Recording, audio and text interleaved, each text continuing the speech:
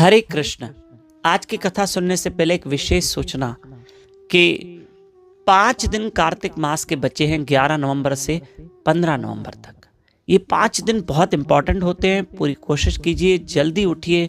कार्तिक मास में जल्दी उठने का भी पुण्य है। हमारे साथ सुबह 4:30 से 5:30 बजे ब्रह्म मुहूर्त में उठ के जप कीजिए, हरी कथा सुनिए।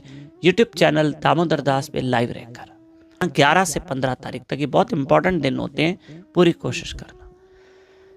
एक राजा के दरबार में एक व्यक्ति आया और वो 2 हीरे लेकर आया।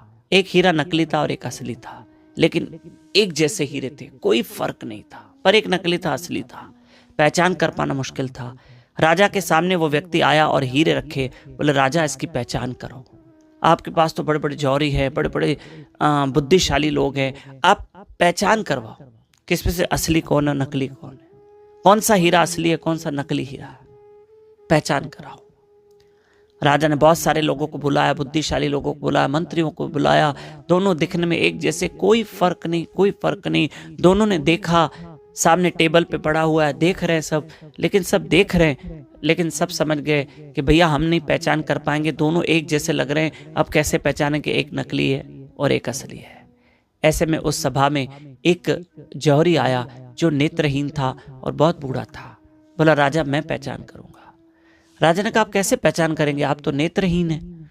हमारे गुरु महाराज जी कथा बताते हैं, तो सुनिएगा। इस बीच में बताऊं कि 12 नवंबर देव उठनी एकादशी है। सो आप जरूर एकादशी का व्रत कीजिएगा और सुबह हमारे साथ पूरी कोशिश कीजिएगा, उठिए।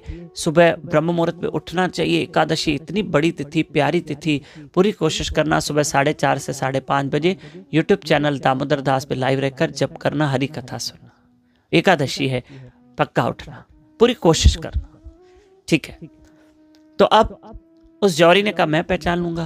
पर राजा ने कहा, आप नेत्रहीन हैं, फिर भी कर लूंगा, ठीक है। दोनों हीरे पड़े थे, तो जौहरी ने कहा, राजा मुझे इसको स्पर्श करना पड़ेगा, टच करना पड़ेगा, तब पहचान पाऊंगा। राजा ने कहा, ठीक है, हीरों को आप टच कीजिए। तो जौहरी ने हाथ लगाया, दोनों उठाए, तो कहा ये नकली है और ये असली है।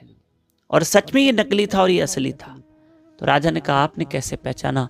कहा, राजा ये गर्म हो चुका है धूप में, ये नकली है ना, असली हीरा कभी धूप में गर्म नहीं होता।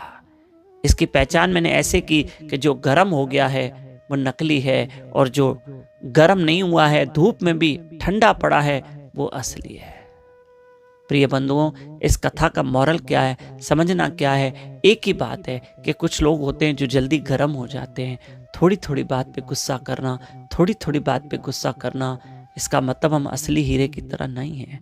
और असली हीरे की पहचान है कि वो क्रोध नहीं करते और सबको प्यार और प्रेम से सबके साथ मित्रता का भाव बना के रखते हैं। और ये क्रोध अच्छी बात नहीं है। माफ करना, कुछ लोग छोटी छोटी बात पे चिड़ क्रोध करना, अपना मन भी अशांत करना और दूसरे का भी अशांत करना, क्या हम उस नकली हीरे की तरह हैं? नहीं। हरे कृष्णा।